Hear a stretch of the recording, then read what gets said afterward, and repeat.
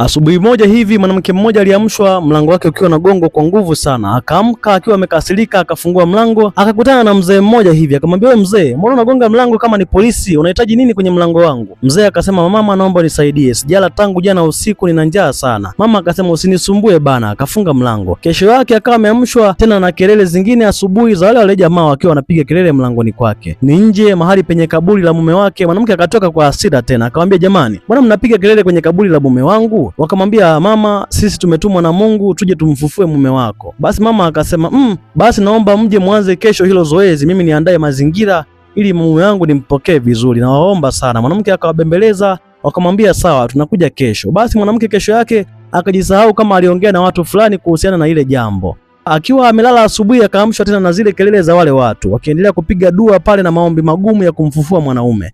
Basi bana, mwanamke akatoka na kiasi cha pesa, akamwambia, basi naomba mnisaidie, mume wangu acheni apumzike tu kwa amani. Mzee akamnong'oneza akamwambia, siku zote jifunze mama, usipende kutoa pesa kwa kulazimishwa, lakini toa pesa kwa sababu kuna mtu anahitaji msaada. Alafu mzee yule akamnong'oneza akamwambia, wote hapa tunajua kwamba ndani ya nyumba yako unaficha mwanaume mwingine, ndio maana hutaki mwanaume wako afufuliwe. Lakini mwanamke akawa amejifunza somo kubwa sana, akiwa pale chini ananung'unika na machozi akiwa yanamtoka.